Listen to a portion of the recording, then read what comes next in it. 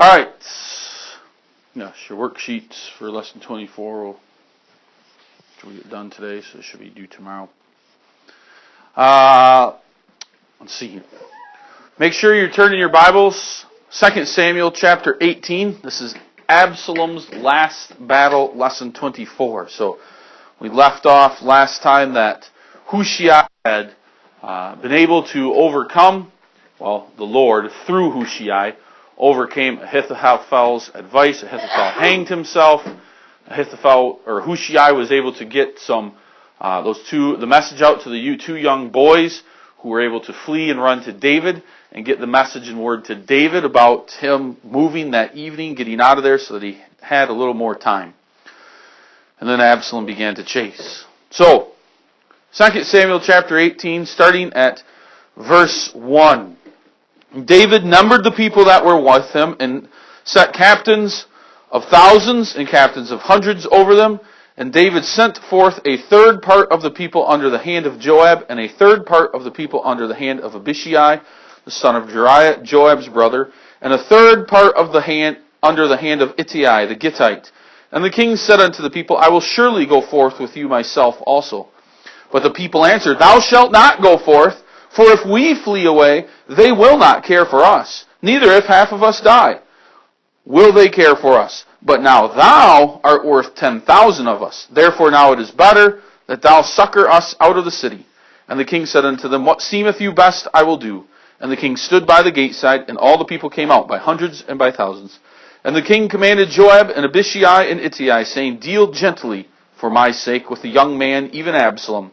And all the people heard when the king gave all the captains charge concerning Absalom. Okay. So obviously Absalom, we know that he was a very charming man and he had tried to capture the hearts of the people, right, by impressing them with his stature and his clothing and being kind to them and learning their names or learning things about them and impressing them. But not all of them, obviously, were for Absalom, because here we see there are still a remnant faithful to David. He has hundreds and thousands of men who are with him. And here they are, getting ready to have to battle against Absalom. So, David gets his soldiers together, and he groups them. Hey, this man will be over this group of 100, and then 10 of you groups will be a group of 1,000. And then another group, and then another group. And David musters his troops together. He puts them in array. He gets them organized. These men will be with the spears. Maybe some will be the archers. You go over here. Others of you are on horseback. You go over here. Others of you are in chariots. You go over here. So David organizes the battle. And then he takes 3 men. Joab. That makes sense. Joab is his leader, his right-hand man. So Joab takes one group. And then the brother of Joab takes another group. Okay. Abishai. And then what's interesting is, remember that guy Ittai the Gittite? David had told him to go back. Well, we see him again here. Ittai's ability and loyalty must have somehow impressed David, so that David made him too one of his officers. And now David is ready to go too. He probably gets his armor bearer and everything he needs to go to battle, and he shows up ready to go as well. And he wants to lead the men faithfully into battle. He probably also wants to keep an eye on his son Absalom. That's probably in David's heart too. But the people tell him, No, David, you can't go. Because if I die and the guy next to me dies, it's not a big deal. The battle will go on and we can continue, and they don't care about us. But if they capture you, David, you're worth 10,000 of us. Now we know that because we know Absalom's idea here. Well, at least the advice of Ahithophel to Absalom, which was don't kill anybody else. Just get David. Okay? So we know that. David is valuable here. So David says, no, I'm not going to be going. Just save them all at your desk, Amber. Throw them. We're not going to do that, but instead, he's convinced. David is convinced by his people not to go. So instead, he stays, we read there, at the gate. And in front of all of the men, David makes it very, very obvious. He says, do what you got to do. Don't harm my son Absalom. Why is that important? Why does the Bible put that verse 5 there? Because it's showing us that all of the men heard it. They knew the rule. So that there would be no excuse if anybody did anything to Absalom. They heard the king's command. It's a command from the king. Even though Absalom might have been a terrible person and a sinner and wicked, the king's command is not to harm him. Capture him, but not harm him. Now, that was not wise of David. It was his command, so now the people have to obey him because God put David in authority. It was a foolish command. David should have allowed his men to capture Absalom and put him to death, but that's not what David desires. So that wasn't wise. All right. The next few verses here, let's read them. So the people went out into the field against Israel, and the battle was in the wood of Ephraim, where the people of Israel were slain before the servants of David. And there was a great slaughter that day of 20,000 men. For the battle was there scattered over the face of all the country, and the wood devoured more people that day than the sword devoured. So the battle is ready. David's men, we know, are at Mahanaim, right? That's where him and his people had run to, that city at Mahanaim. Absalom's men are west of them. They're coming towards David. They crossed over the Jordan River and are between the river and Mahanaim. And that must have been where the battle is met. So the men of David, they're marching away from Mahanaim, and the men of Absalom are marching towards it, and they meet in some place out in the country. But there's woods there. And when the battle begins, David, God being with David and his men gain the upper hand. The men of Absalom begin to become fearful, and they flee. And what do? They run into the woods. Now, you might say, well, that's a good idea. Out in the open plains, one could easily be shot by an arrow or captured. The woods provide some defense. That's where armies typically go. Except these woods here were not good woods to be in. These woods were filled with deep ravines that would go up and down. So it's not like you were running through a flat woods, but you were on woods where there would be cliffs, where there would be slippery slopes and deep ravines that you would slide down and die by just falling to your own death. And the trees were thick and tight. It wasn't easy to move through them. That's the type of woods that this is here. And it was foolish of those men to run there.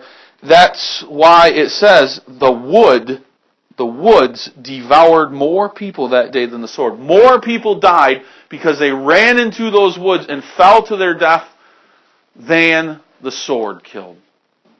That's why it was not a good idea. There are certain woods that maybe would be wise to run into, but not these. Okay? 20,000 soldiers of Israel fell that day. Okay? 20,000. What a great slaughter. Okay? What about Absalom? That's at verse 9. Let's take a look at verse 9 and read there. What happens with Absalom? And Absalom met the servants of David, and Absalom rode upon a mule, and the mule went under the thick boughs of a great oak, and his head caught hold of the oak, and he was taken up between the heaven and the earth. And the mule that was under him went away. And a certain man saw it, and told Joab, and said, Behold, I saw Absalom hanged in an oak. And Joab said unto the man that told him, Why? And behold, thou sawest him, and why didst thou not smite him there to the ground? I would have given thee 10 shekels of silver and a girdle. And the man said unto Joab, Though I should receive 1,000 shekels of silver in my hand, yet I would not put forth my hand against the king's son. For in our hearing the king charged thee, and Abishai and Ittai, saying, Beware that none touch the young man Absalom. Otherwise I should have wrought falsehood against mine own life. For there is no matter hid from the king, and thou thyself wouldest have set thyself against me. Ooh. That's got to touch a nerve of Joab right there. That shows you what kind of personality Joab has when his men know that. What did that man just say? He said, if I would have killed Absalom and made you happy, you know what you would have done, Joab? You would have turned around and gone to the king, and you would have said, King, he did it, and he shouldn't have done it, and he knows it. Put him to death. Joab wants all the glory and the honor for himself. He knows what kind of man he's dealing with here. Joab's one who just cares about impressing everyone around him. So this man is wise. Joab, if I would have killed Absalom, you would have turned me in, and you would have blamed it all on me. You can imagine Joab's probably not too happy about hearing that. So what does Joab do in verse 14? Then said Joab, I may not tarry thus with thee. And he took 3 darts in his hand and thrust them through the heart of Absalom, while he was yet alive in the midst of the oak. And 10 young men that bare Joab's armor compassed about and smote Absalom and slew him.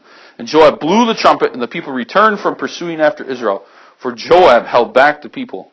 And they took Absalom and cast him into a great pit in the wood, and laid a very great heap of stones upon him. And all Israel fled, every one to his tent.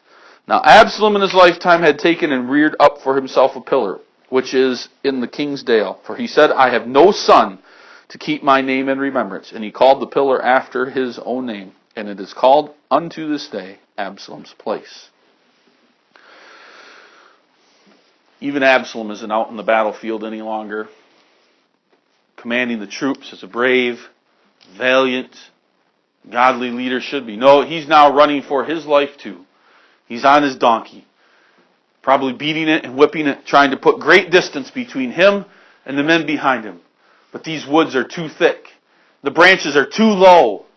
And as he's traveling along, Absalom, with his thick, beautiful head of hair, the locks flowing behind him, becomes caught in an oak tree. The mule continues on, the donkey continues on running, leaving him there hanging. That's why it says between the heavens and the earth.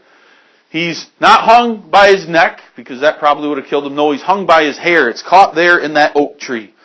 And the mule is run out and continues on to wherever it goes. Maybe its own death in the woods. Okay? And this man finds him, and he sees Absalom, and he's probably shocked, and he goes running back and gets word to Joab, and tells Joab, and obviously Joab tells him, why didn't you kill him? I would have given you this money. And the guy obviously wisely said, I would not kill him for 10,000 or however many thousand, millions, because the king said, and the king knows everything. Word will get back that I killed him, and the king will punish me. And then we talked about the other than Joab said, well, he says, well, you would have told him too, Joab.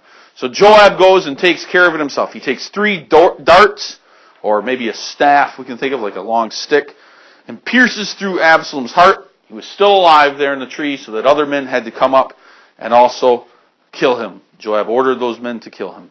They took his body, and obviously we said these woods are full of ravines and deep areas. They probably found a pit that they could put Absalom's body in. They put his body and covered then heaps of rocks on top of it. The Bible tells us there is no one to carry on. Now another place in the Bible tells us that Absalom has 3 sons. So more than likely Absalom's 3 sons have already died on this day. There is no one to carry on the name of Absalom. That's one of God's punishments for himself. Okay? And that is what happens to Absalom. Now, what happens to Joab, we read of next. Start at verse 19. Then Ahimaaz, the son of Zadok, then said Ahimaaz, the son of Zadok, let me now run and bear the king tidings. So he wants to run ahead and tell the king what's going on. That the Lord hath avenged himself of his enemies. And Joab said unto him, thou shalt not bear tidings this day, but thou shalt bear tidings another day. But this day thou shalt bear no tidings, because the king's son is dead. So he kind of says, I don't think you're brave enough to do it. It's such bad news that I just don't see you having the personality to be able to break it to the king that his son is dead. So instead, in verse 21, then said Joab to Cushai, go tell the king what thou hast seen. And Cushai bowed himself unto Joab and ran. So he's a messenger. That's how we don't have cell phones, text messaging, email, telephones, radios. Anyway, the way you got a message from the battlefield to the king was you sent a messenger who's been trained as a runner. He's one who is very fit. He has much stamina. He's got good pace. And he takes off and he heads for the king's palace to tell him what's going on. Ahimaaz, though, the first one who had asked to go, asks again. He's begging here. Then said Ahimaaz, the son of Zadok, yet again to Joab, but howsoever, let me, I pray thee, also run after Cushai. And Joab said, wherefore wilt thou run, my son, seeing thou hast no tidings ready? But howsoever he said, let me run. And he said unto him, run. Then Ahimaaz ran by the way of the plain and overran Cushai. You guys are competitive, right? If someone else is doing something and you get a little late start, you want to catch up to them. Well, that's exactly what they want to do, the same thing here. Cushai is taking off and running, and Ahimaaz is still burning. Remember we talked about heart and devotions? His heart was probably burning, upset that he didn't get to be the one to do it. So he begs and begs and begs, and finally Joab says, fine, run, take off, I don't care. If you want to run and waste all that energy, go ahead. Well, now he's got a goal. Ahimaaz wants to overtake him. He wants to run. He was probably a swift runner, and he does. He's able to overtake Cushai, and he beats him to the palace. Verse 24. And David sat between the two gates. Remember, he's back at the city. And the watchman went up to the roof over the gate unto the wall, and lifted up his eyes and looked, and behold, a man running alone. And the watchman cried and told the king. And the king said, if he be alone, there is tidings in his mouth. And he came a pace and drew near, and the watchman saw another man running. And the watchman called unto the porter and said, behold, another man running alone. And the king said, he also bringeth tidings. And the watchman said, methinketh the running of the foremost, in other words, the first one, is like the running of Ahimaaz, the son of Zadok. So Ahimaaz must have been a regular messenger, and people could recognize by his running who he was. And the king said, he is a good man, and cometh with good tidings. You see, Joab knew Ahimaaz. Joab knew him. What kind of tidings does Ahimaaz always get to bring? Good tidings, easy tidings to tell someone. Hey, congratulations, hey, good this. But they knew that Ahimaaz was not good at bringing bad news. He would lock up. He just wouldn't know what to do. And so, because he's coming first, well, they said, well, it must be good news, because he always comes and brings me good news. And Ahimaaz called and said unto the king, all is well. And he fell down to the earth upon his face before the king and said, blessed be the Lord thy God, which hath delivered up the men that lifted up their hand against the king. And the king said, is the young man Absalom safe? And Ahimaaz said, when Joab sent the king's servant and me, thy servant, I saw a great tumult, but I knew not what it was. In other words, he just can't come to saying he's dead. And the king said unto him, turn aside. In other words, wait here and stand here. And he turned aside and stood still. And behold, Cushi came. And Cushi said, tidings, my lord the king, for the Lord hath avenged thee this day of all them that rose up against me. And the king said unto Cushi, is the young man Absalom safe? And Cushi answered, the enemies of my lord the king and all that rise against thee to do thee hurt be as that young man is. So basically says he's dead. That's what happened. Verse 33, and the king was much moved and went up to the chamber over the gate and wept. And as he went thus he said, O my son Absalom, my son Absalom, would God I had died for thee, O Absalom, my son, my son. So David, when he finally hears the news, is shaken to his core. He goes to his room and he weeps. Must have had a temporary room that the people had given him here at the city. But he weeps. We hear those words at the end of the chapter, and they're kind of sad words. Why does David here weep with such sadness, do you think? What is it? Why does David weep with such great sadness? Megan? It's not so much that his son died. Oh, that would cause grief and sorrow, but Megan's right. What kind of man was he? He was an ungodly man. He was one who didn't love the Lord. So what does David fear? David fears that his son is now in hell. That's what brings David great, great pain. Because he knew that his son Absalom was a man who walked in sin. Remember the promise David had about all the trouble that would come to his house? Here it is.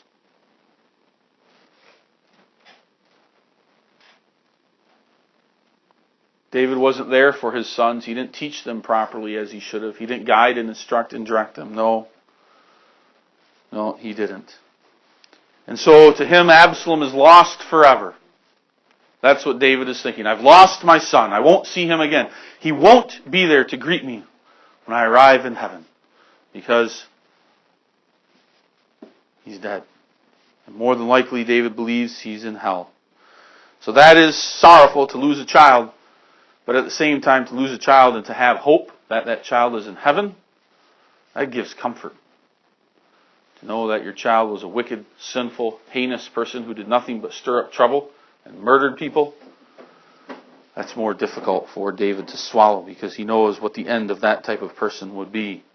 Unless God has worked in the heart of Absalom and done some miraculous thing, David is so upset, more than likely, because his son has died forever. We'll never see him again. So that's a good reminder for us too. We mourn. How much sadder, isn't it, when some people would say, I would rather lose a child, have them die, but have them die loving the Lord and have lived a life that loved the Lord, than if that child was alive and walking in wickedness and sin and loving it, unrepentant. Which one would cause a parent more pain? Not the dead child. Well, there's a special type of pain there, but at least there's comfort knowing where that child is in heaven with God because of the godly way that they lived and God evidenced work in their life. Whereas to have a child alive, well, that's comfort to know that they're alive, but at the same time to know that they're walking in sin and they want nothing to do with the Lord. That's upsetting to a parent. More upsetting than the child that's died, that's gone to heaven. So, that's important for us to understand how we ought to be showing our fruit and to be thankful to our parents for raising us the way they do, caring for us and teaching us and instructing and guiding us. David was not there very much probably as a father for Absalom. He didn't spank him as he should have. He didn't punish him. He didn't correct him. He didn't teach him God's word. So although we may not like it when our parents chastise us and correct us and punish us and teach us, oh, what a great blessing in the long run it is. What a great thing it is that we have something that Absalom did not have. Doesn't make us better than Absalom. We're still wicked sinners like him. But by God's grace, God has given us a great treasure in our parents. So we can be thankful for that. Be thankful for what God has wrought in your lives in giving you a parent who cares for you in that way.